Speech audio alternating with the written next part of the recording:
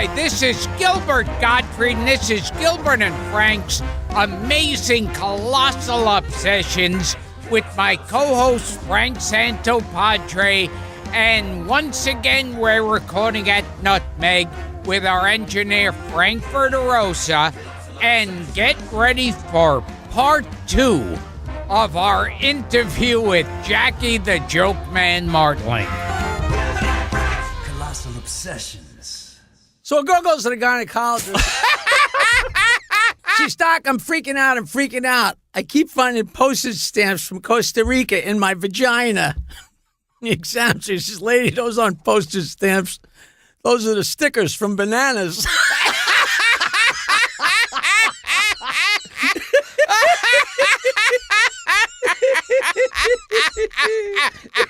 Unbelievable. I love it. All right, It's a Jack. joke I told you and you haven't heard Yes. it. Okay, go. This girl goes to the prom, and the day after the prom, she goes to a big party at the beach.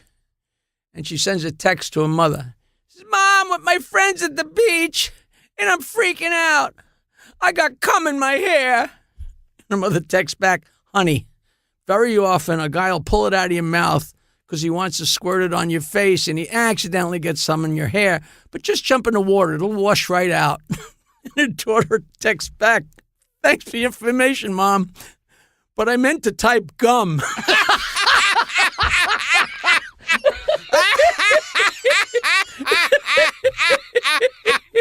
He loves it a second time. That's a great joke. Hey, thanks for having me back. And Of for having me course, back Jack. after Welcome the- back for part 2. I love it. We had to have you back because there's too much to get through, and we want to plug your book, but also you had extra jokes to tell. Oh, that's a stuff. So the book is called The Joke Man Bowed to Stern, and it is your memoir It is and your insider's look at how many years at the Stern Show? 18, Wow. three 1 day a week, and then 15 as head writer, 5 days a week in the morning, getting up at 4:30. You don't miss that, do you? No. I laugh at that alarm clock every day. You know, once in a while I get up to do like WBAB or Jim Kerr, Q104, and I have to get up at 6 or 5:30. And I'm like, fuck. You know, I get up at 6 o'clock and I'm like, I used to get up and leave Bayville and be in New York City in time to be sitting there when the microphone went on at 6 o'clock.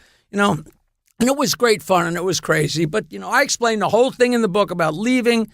I put all the figures, how much money I was making, Yeah, how it's a stupid lot I of- was for leaving, because they bandied about he was making $80,000, he was making $5 million, and I know the story, and you don't know the story. You know, but everybody's so full of shit. So you tell the truth. I tell the truth. There is not, like it or hate it, there isn't one syllable of false in that book. You know, I'm sure people are going to take me to task for it, but I'm telling you it's the truth about quitting drinking and about my home and, just. Now, what made you quit drinking?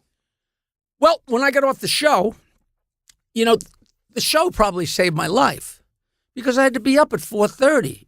I mean, how drunk can you get every night? You know, pretty drunk, but, you know, I had to be up at 4:30 every day. And once I was off the show, I mean, in the back of my mind, I knew I had to quit sometime. You just know. It's a little guy in the back of your head that's like, come on, man, you know. And I knew I had to get divorced, but there was no way to do that while I was working on the show. There just was no time. You know, I'd work all week, and then they'd offer me crazy money to do stand-up, and then I'd work all week. When I finally had a weekend off, I wasn't going to go looking for a bachelor pad so I could have a hot plate. You know, fuck that. And me and Nancy got along fine. We coexisted, but once I was off the show, I got separated and moved into a house by myself on the beach, and I had nothing but time. And I realized I can't spend my life waiting for 5 o'clock to roll around so I can start drinking. And I realized the only way to do it is to have it never be 5 o'clock. It's so funny because a friend of mine's mother had been an alcoholic counselor for 60 years. And she said, you know, we never talked about your drinking. I said, well, tell you the truth, I don't know how bad my problem was. You know, I tell people I quit. I didn't have DTs. I didn't go to AA. They're like, well, you didn't have a problem. I said, well, you tell my wife that, you know. I said, but, you know, it's really funny. You know, I never got up in the morning and needed a drink. I never sat and watched a baseball game and drank beer. When we watched Law and Order and Seinfeld, I never would drink. And all of a sudden I look over and she's got this big smile on her face. And I said, what's so funny? She said, anybody that uses the word never when they describe their drinking is an alcoholic. That's interesting. And I thought, wow, That's interesting. how fucking astute is that? And you go into detail in the book about it. And You're right. The whole thing, and all the warts and everything. And I just knew it was time, and I just stopped. Good for And you. what did you find when you were at your worst drinking?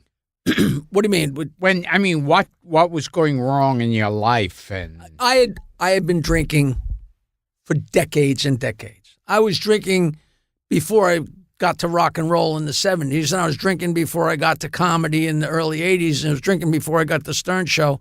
So why, I still don't know why or why not, what you're trying. It's just like doing comedy. I went to a therapist for a couple of years. I was trying to find out, what is it that if I tell a bunch of dick jokes to a bunch of people that the next day I'm in a good mood? And I finally said, you know what? It's like hitting your head with a hammer. If it feels good to not do it, then don't fucking do it.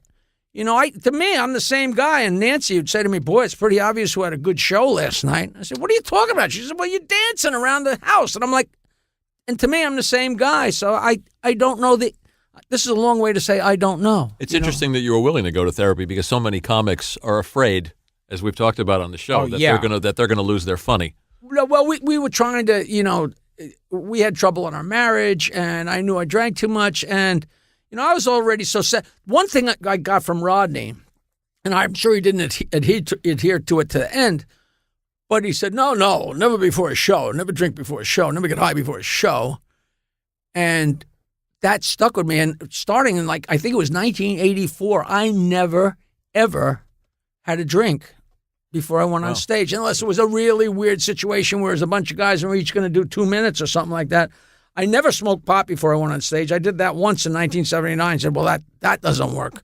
As much pot as I smoke when I'm done, but I never drank, which thank God, because then when I quit drinking, I didn't have to relearn show business.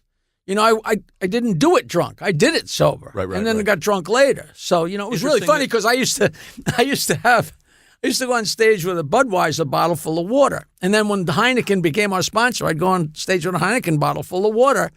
And, I'd take a drink of water out of the Heineken bottle every once in a while on stage, to take a drink of water. And then I always tell the waitress that when I'm done and I play Stump the Joke Man, bring me up a light beer. And I think everybody thought Jackie had so many Heinekens, he had to downshift to light beer. And meanwhile, I was upshifting to actually have a beer at the end of the show, But it was funny, in old show business, it seemed like everybody was drunk. All no the one time. There was no such a word as alcoholic. They were all drunk. They were drunk all the time. There's a famous thing about I never knew Harry drank until one day I saw him sober.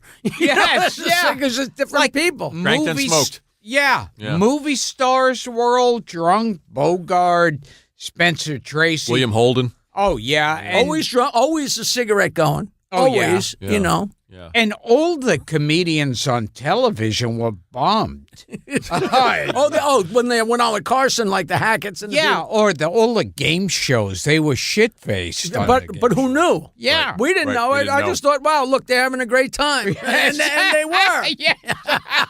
Is there a dwarf story, Jack? Gilbert's dying for you to get to the dwarf story. I did a movie called on this White podcast. Irish Drinkers, which is like a double redundant, And this guy who's in it, what that now? Lang, Stephen Lang. Stephen one of the- Lang, I one know of the that actor. great, one of the Oh, great yeah, I stage worked with actors, him, and yeah. it finally made a lot of money in the Blue Guys and whatever that show, those movies. What is it? The fantasy movies. I'm trying. Oh, Avatar. Avatar. Yeah. So, but he's a great guy, and he's the star of. He's this, the heavy in Avatar, yeah. Right, and he's the heavy in this White Irish Drinkers, and it was a great movie. It was really funny because I had 5 words in the movie, and me and my girlfriend went to a screening, and and people see me at the screening. What's he doing here? And all of a sudden, I come out and I'm in a cop outfit and with the hat and everything like that, and I say, my line is, "What are you assholes doing?"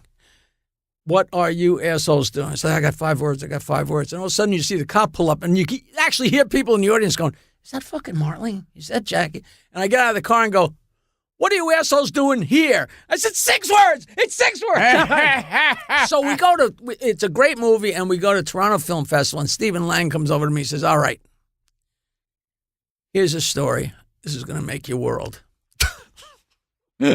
Dwarfs are angry, horny, mean little drunks. For the most part. And Michael Dunn. Oh, sure. From Wild Wild West. Yes. Michael Dunn. Was the angriest, the horniest, the craziest, the orniest. And in 1965, there was a movie called Ship of Fools. Yes. Sure. Vivian Leigh. And he was the narrator. He stood on the side of the ship, and he barely could see over the rail. And he narrated the whole movie, right? And it won the Palme d'Or, which is the main. All this really doesn't matter, but it won the main prize in Cannes, which is a big deal, and there's a huge party. And you know, the place is just all the glitter eye of Europe and America. And there's Michael Dunn, and he's horny, and he's drunk, and he's angry. And Claudia Cardinelli is there. And she is dripping of sex. Her short, low, high skirt and jewelry and makeup and just oozing sex. And Michael Dunn's staring at her, and he's getting hornier and angrier and drunker and hornier and angrier and drunker. And finally, after a couple hours, he walks right up to her and he points to her and he says, Claudia, I'm gonna fuck you. And she looks down. She says, Michael Dunn, if you do, and I find out about it.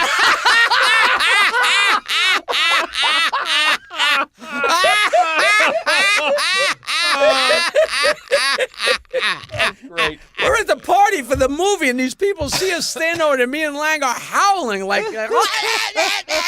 A Michael Dunn story. He showed up with a Michael Dunn story. Oh, my God. Bless your heart, Jack. Tell the Patty Reagan story, too, because I like that one. And I think Gil was there.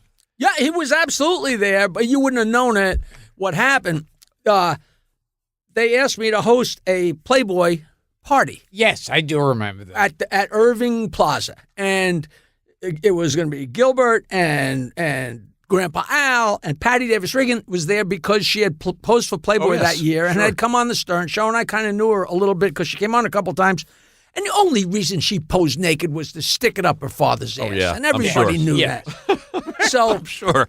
So I'm hosting with Jenny McCarthy, and on the way in, I said, well, let me come up with a line or two, about Gilbert and about Grandpa Al. So I got something to say to be humorous, So meanwhile, it's a Playboy party, so you can't move. They invite 4,000 guys. It's like 4,000 guys in like maybe one vagina somewhere, but you can't find her.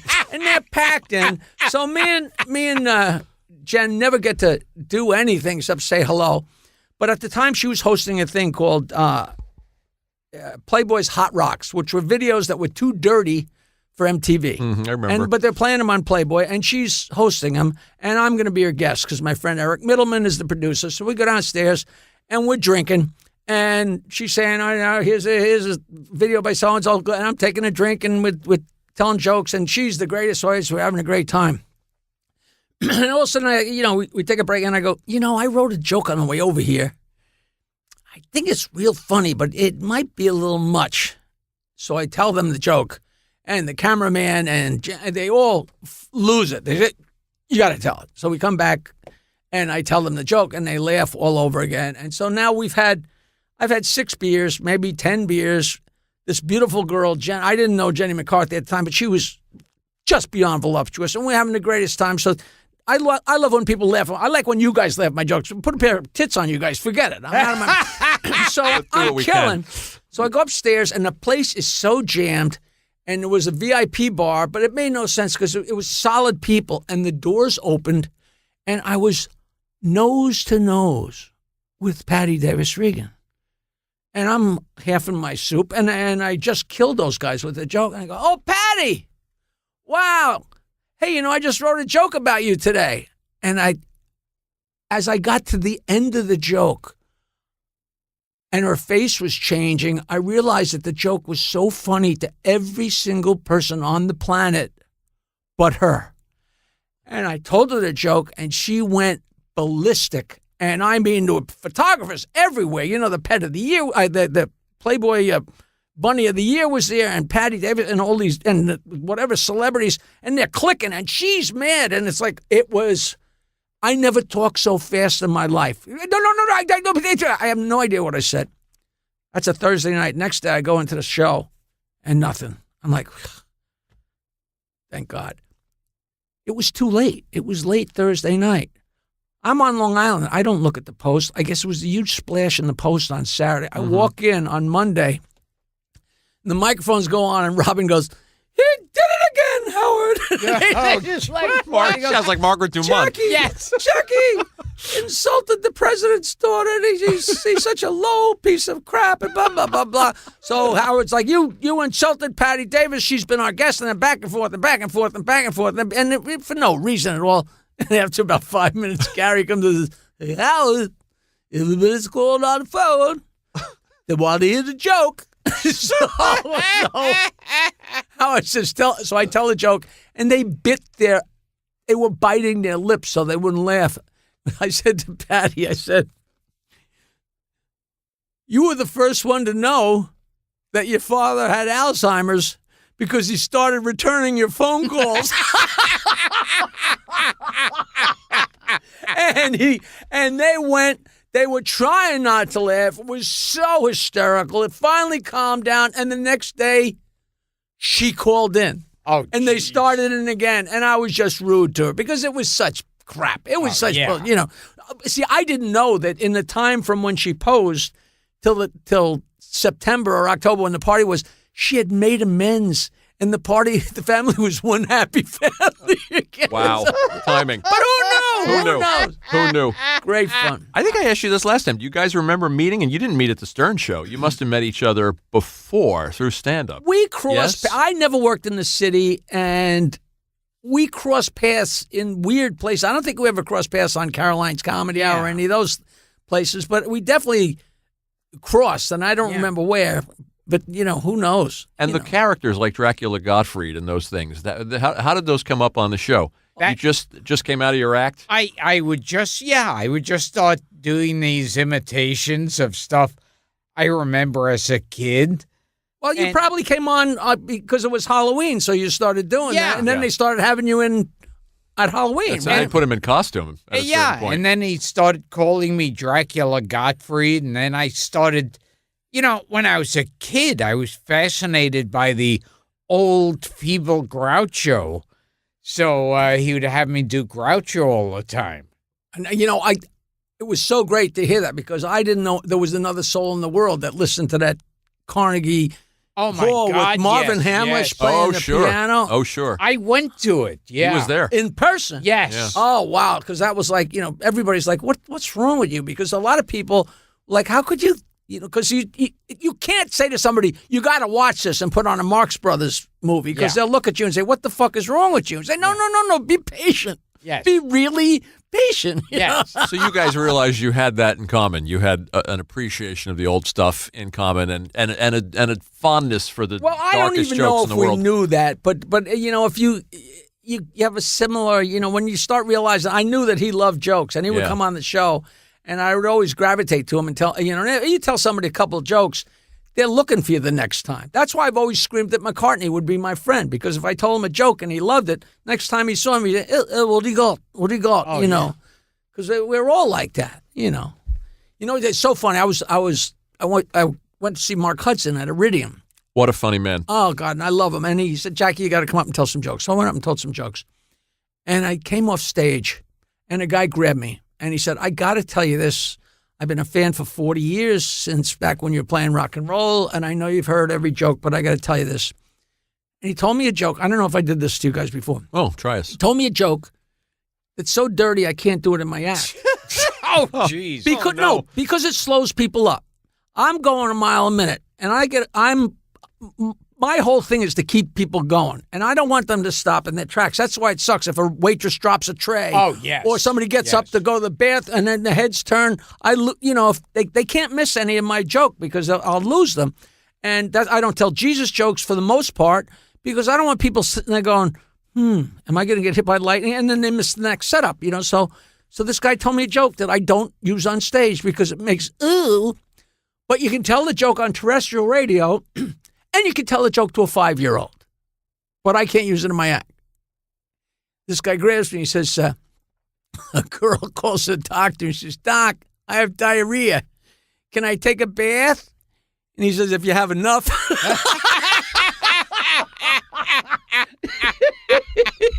Which is horrible. That's horrible. Speaking of McCartney, tell us the joke you told McCartney, because that's a fun joke. It's actually a clean joke, but it's a good joke. Well, it's funnier with the dirty word in it, and it's so great. A guy goes for a job interview, and the interviewer says, "What do you think is your biggest fault?" And the guy says, "I think my biggest fault is my honesty." And the interviewer says, "I don't think honesty is a fault." And the guy says, "I don't give a fuck what you think."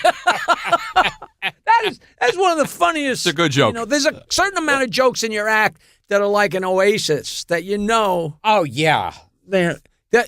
One of a lady goes into the drugstore and she says, I need to buy some cyanide to kill my husband. And this pharmacist says, I can't sell you cyanide to kill your husband. You'll go to jail, I'll go to jail. You're crazy. So she reaches in her purse, takes out a picture, and hands it to the pharmacist. It's a picture of her husband fucking the pharmacist's wife. He says, you didn't tell me you had a prescription. That's a good joke. Which I just know. I get 5 seconds to relax while they're screaming. It's a good joke. Always fun. It's a good joke. Can you do that thing that he does, the that trick, that parlor trick, where if somebody gives you, we were talking about it before, if somebody gives you the first line of a joke, God, that you can actually go in. Oh, no, wait. Are you talking about? See, I was talking about just a subject. Well, give him a subject. Try it that way. See if he can do it. Let me tell you really quick. The reason I got hooked on this is a million years ago I was watching Carson and Maury Amsterdam. Oh, Maury Amsterdam. You said He's sitting there, and Carson goes, they say you got a joke on everything. And he goes, Johnny, give me a subject. And Carson said, birds. And Maury Amsterdam said, why do hummingbirds hum? Because they don't know the words. The crowd goes nuts. Carson goes nuts. And everybody's like, he knows a joke about everything. And meanwhile, before they went out, he said, Johnny, say birds. Oh, yeah. You know what I mean? Yeah. So meanwhile, I watched that, and I'm an innocent kid, and I said, I want to learn how to do that with dirty jokes because I know I'm going to know enough. And this is when I'm like 10 or 15, whatever. But the way it worked with me is when I was doing a gig, I'd say, give me a subject. If they gave you a subject, you'd back up. Like if they say garlic, all right, Italian food. You open the umbrella a little bit to cheat, But is that the way it worked? Because I thought it involved somebody telling you the first line of a joke. The way it Stump the Joke Man wound up working is that people give me the first line of a 2-line joke. And it's the greatest thing ever because I've been doing it for 40 years. It's like you give me the first line of a 2-line joke and I know almost every joke and the crowd goes wild. But then once in a while somebody stumps you with a joke, they go even crazier. So I can't lose. The best that ever happened was at Just for Laughs in 1993 in Montreal. And I always it's amazing how you get central casting somehow sends up the right people. You get a fat girl, a Jewish girl, a little short black girl. It's like one from column A, column B, and it's amazing. And there's 500 people. You can't even think. It's been a crazy show. It was me and Robert Schimmel and Roger Rittenhouse and Nick DiPaolo was the host, and these people were screaming. And we only got to do 25 minutes each. They said, but you got to do Stump the Joke Man. I said, all right. So the second night, I got 8 girls up there, and there's a big, tall, skinny Jewish girl and a little fat black girl, and the last girl was an Asian girl. So at first I talk to them, what's your name, where you from, and I say something lewd to them, and the crowd gets really crazy. Then I turn to, all right, who's got a joke? And the guys stand up and raise their hands, and I'm mowing them down. I'm a superstar, and I'm going up and down. I'm killing on every cylinder, and I get to this Asian girl at the end, and in not really broken English, but not in the best possible English, she gives me the setup to a joke, and I didn't know it. Wow. She said, what do toilet, anniversary, and clitoris have in common? And sometimes it's like I know it's in my mind somewhere. I just got to dig it out. So I'm pacing up and down like a tiger. The place you could feel the tension. It was because I had picked on her with the Asian jokes, blah, blah, and I'm like, I was exasperated. I said, what do a toilet bowl, an anniversary, and a clitoris have in common? And she goes, men miss them all. Good. The Simple. place went so nuts that I gave all the girls a shirt, thanked the crowd, walked off.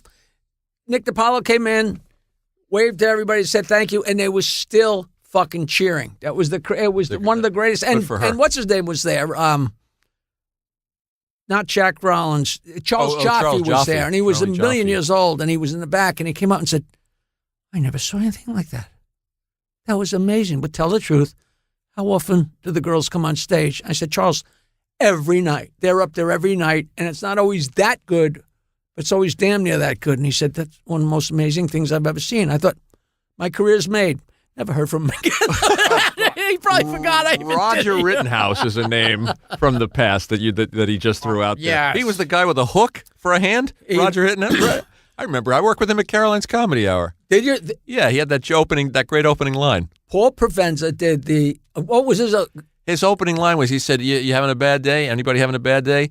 I'm having a bad fucking day. For one thing, this happened. And he'd hold his hand up, and he had a hook, and then he'd say, petting zoo my ass. right. That was his and he'd opening. address it, and then he'd leave it. Right. And then he'd leave it. Right. But he Funny was guy. on that show. And Dave Chappelle was in the green room with us. He wasn't Dave Chappelle yet. And Provenza was in the green room. And years later, I ran into Penn Jillette and Paul Provenza and the gang at Sundance. They were having a screening of The Aristocrats. And I said, and they're with their whole posse. And I said, Paul, I'm sure you told him the Roger Rittenhouse story. And he goes, what are you talking about?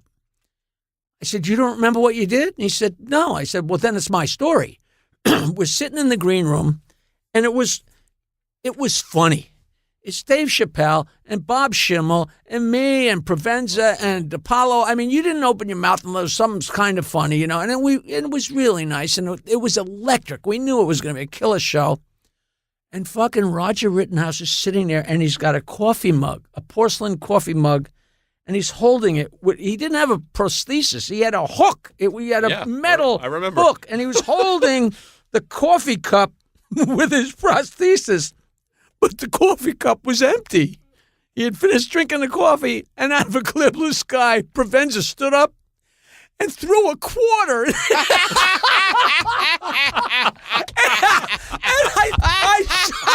I thought my fucking heart was going to stop. I said that was the coldest thing I've ever seen. That was the greatest. Oh, That that's was great. funny. Quickly, tell us an Al Lewis story.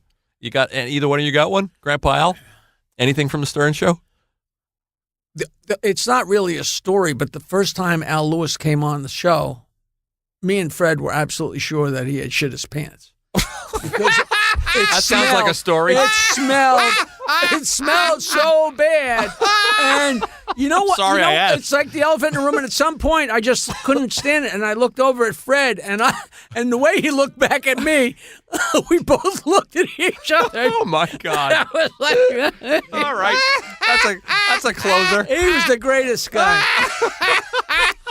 Oh, but he was the most. You know how brilliant he was. You know, he was a scout. He was a basketball scout forever, Yeah. and he was smart brilliant. man. Oh, he used to talk about Nat Hiken and how brilliant everybody was, and he was so great. Like Car 54. Yeah, sure. You guys were lucky to know him. Oh man, and he was so good. He came on the show, Jake the Joke Man.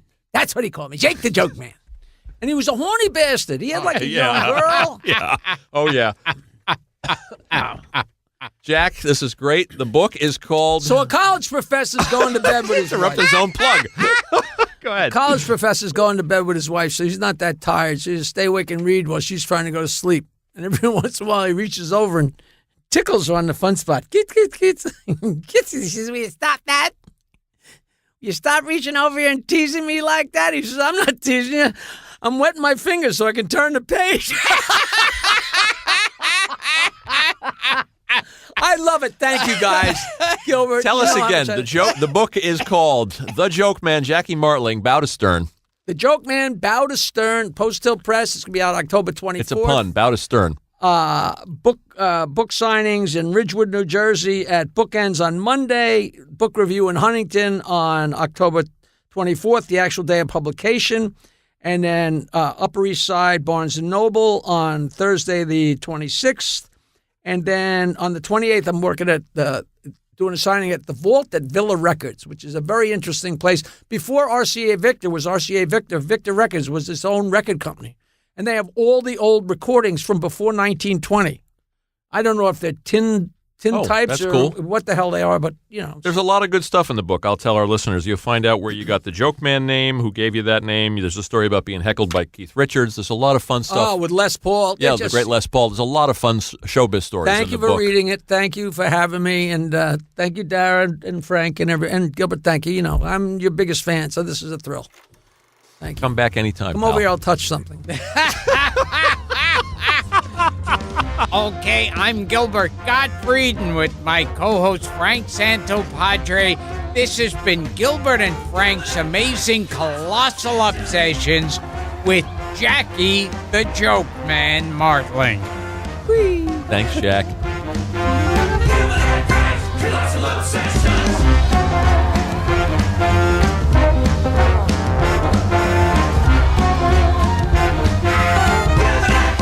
Colossal obsession.